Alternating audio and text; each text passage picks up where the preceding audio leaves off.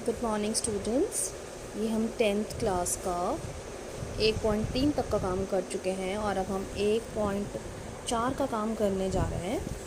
तो 1.4 में जो पहला क्वेश्चन, इसमें उदाहरण कोई नहीं है। पहला जो क्वेश्चन है, पहला पार्ट 13/3125, हमने ये बताना है कि इसको जब हम दशमलव में करेंगे तो शांत दशमलव आएगा या अनवसानी आवृत्ति का दशमलव आएगा, मतलब अशांत आएगा। शांत दशमलव आएगा मान लो, तो मतलब है कि जब हम इसको भाग करते हैं तो वो भाग ख़त्म हो जाएगी, नीचे शून्य बचेगा।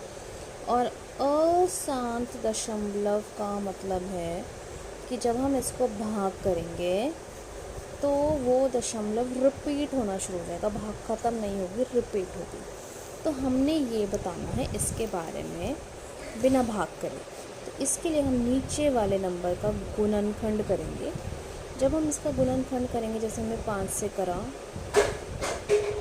फिर हमने 5 से करा, फिर हमारा 5 से जा रहा है ये, फिर 5 से और फिर से 5 से, तो जो नीचे वाला नंबर है उसका गुणनखंड आया है हमारा ये, मतलब कि हमारा गुणनखंड आया है 5 की पावर 5। नीचे वाले नंबर का हमने गुणनखंड किया और हमने उत्तर लिखा। अब नीचे वाले नंबर के गुणनखंड में खाली 5 आ रहे हैं, 2 अलाउड हैं, 5 अलाउड है, 2 5 और 2 5 मिक्स, ये आए तो आपका उत्तर आएगा शांत दशमलव। मतलब इसको यदि हम भाग करते हैं तो जो दशमलव में उत्तर आएगा वो भाग ख़त्म हो जाएगी, शांत दशमलव। सेकेंड पार्ट है हमारा 17/8। हमने 8 का गुणनखंड किया, उसमें खाली 2 आ रहे हैं, शांत दशमलव।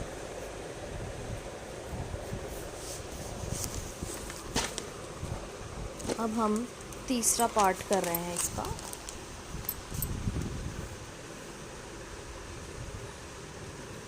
चौंसठ बटे 455 का हमने जो है गुणनखंड करा, शुरू करा हमने, वो आ गया 455 का गुणनखंड आ गया। इसमें 7 आ रहा है, 13 आ रहा है, तो ये जो संख्या बन गई ये आपकी क्या बन गई, ये आ गए। तो ये इसका जो हम दशमलव में उत्तर निकालेंगे वो कैसा आएगा, आप अशांत भी लिख सकते हैं या फिर आप लिख सकते हैं अनवसानी आवृत्ति का दशमलव। अनवसानी आवृत्ति का दशमलव, अनवसानी आवृत्ति का दशमलव और अशांत दशमलव, हम कुछ भी लिख सकते हैं ऐसे, क्योंकि खाली 2 और 5 हो तो शांत आएगा, 2 और 5 के अलावा कुछ और है तो अशांत आएगा। अब फोर्थ पार्ट है हमारा 15/1600। 1600 का जब हम गुणनखंड करते हैं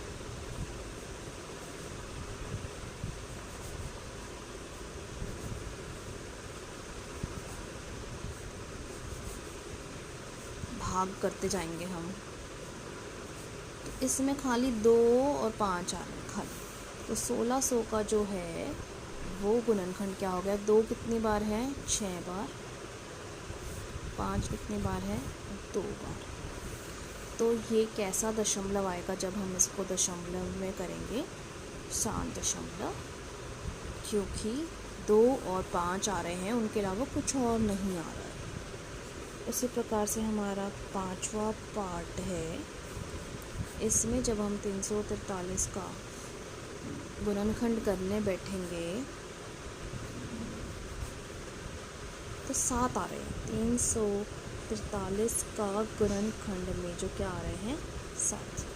तो ये जो है ये आपका बन गया 29। तो दशमलव जब हम इसका करेंगे तो कैसा आएगा, अशांत दशमलव। अभी छठा पार्ट हम करने जा रहे हैं। 23, इसमें पहले से ही गुणनखंड नीचे दिया हुआ है कि 2 है 3 बार और 5 है 2 बार। गुणनखंड में खाली 2 है और 5 है, कुछ और नहीं है। तो इसका उत्तर आएगा 7.। इसके बाद है आपका 7th पार्ट।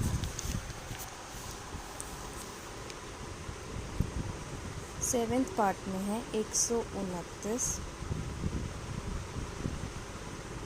गुणनखंड दिया हुआ है लेकिन इसमें 2 है 5 है, लेकिन इसमें 7 भी आ रहे हैं।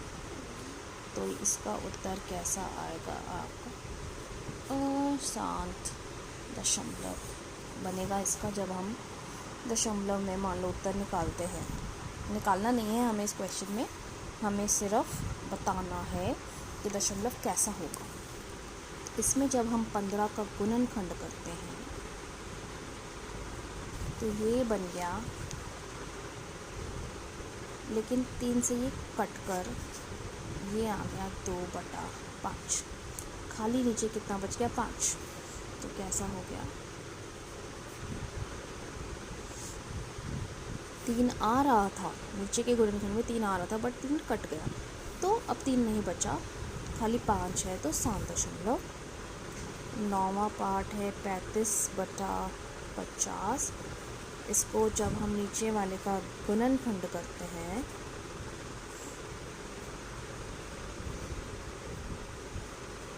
खाली 2 5 आ रहे हैं, खाली 2 5।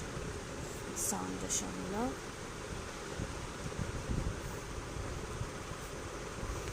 77/210। 210 का जब हम गुणनखंड करते हैं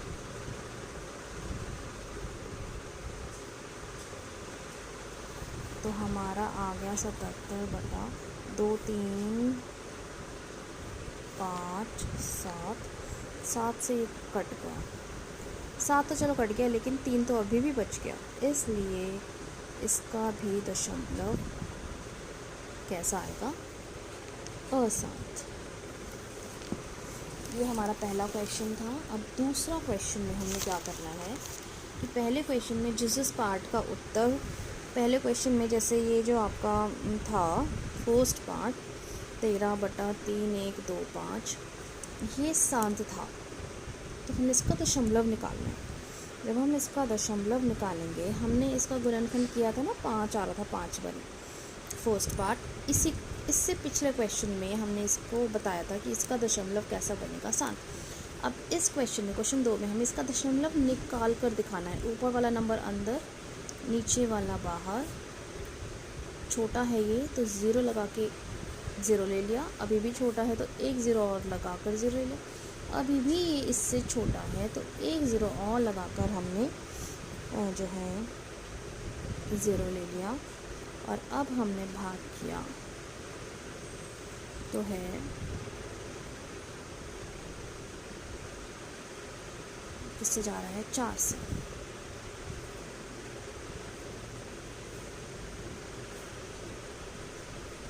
अब हमने घटाया, 13,000 में से 12,500 गया, 1 0 हम हर बार लेंगे ही। हमने फिर से घटाया, फिर हम 1 0 लेंगे,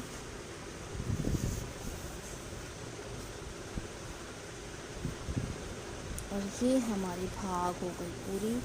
ये हमारा दशमलव आ गया इसका उत्तर। ये हमने करा कैसे था? 13 था ना, हमने दशमलव लगाकर 1 0 लिया, 1 0 लगाकर हमने 1 0 लिया, फिर 1 0 लगा के 1 लिया, ये इतना है। सेकेंड पार्ट 17/8, ये भी 7 था, हमने इसको करके दिखाना है। अब ये भाग हो गई, अब हम क्या करेंगे? दशमलव लगाकर 0 ले लेंगे। 1 0 हम हर बार ले सकते हैं,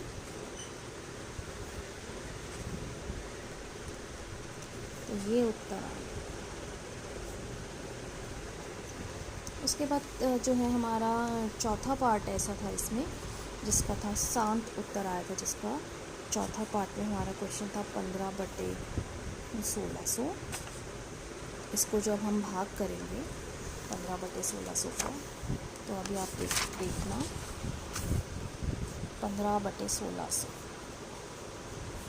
हमने दशमलव लिया 1 ज़ीरो लेकर 1 ज़ीरो, अभी भी ये छोटा है तो 1 ज़ीरो और लेकर हमने लिया 1 ज़ीरो। अब ये जा रहा है 9 पर। हमने 15,000 में से 14,400 घटाया 600। 1 ज़ीरो हम हर बार ले ही सकते हैं।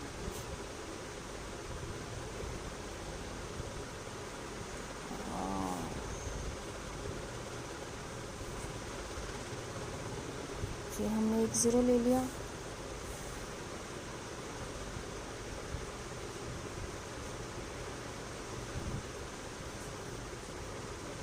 हमने फिर घटाया इसको और 1 ज़ीरो ले लिया। अब 1 ज़ीरो लेने के बाद पूरा उत्तर आ गया। हमारा उत्तर हो गया दशमलव में 7 हमारा एक उत्तर आ गया। उसके बाद जो है हमारा 8वां पार्ट भी शांत था, उसको भी हम दशमलव में निकालेंगे। क्वेश्चन 2 है ये। क्वेश्चन 2 में हमने वो पार्ट करने हैं जिनका उत्तर शांत था। ये 6 अंदर लिखा 15 बाहर, दशमलव लगाकर 0 ले लिया। दशमलव लगाकर हमने क्या ले लिया 0, भाग हो गई पूरी, उत्तर आ गया। उसके बाद 9वां पार्ट 35/50।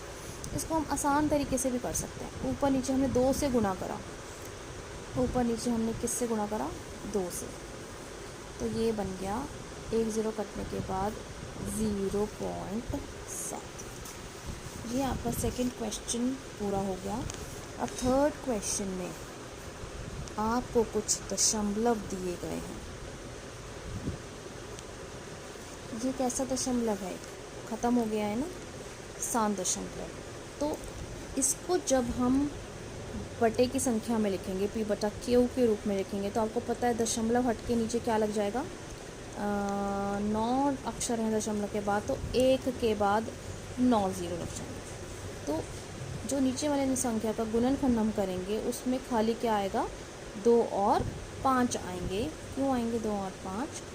क्योंकि 7 है, इसका मतलब जो q है नीचे वाला, q के गुणनखंड में 2 5 होंगे, इनके अलावा और कोई नहीं होगा। सेकंड पार्ट में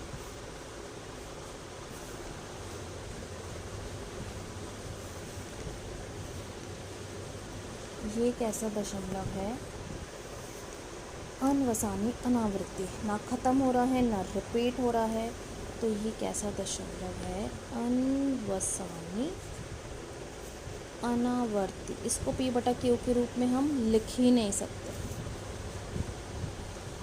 तीसरा है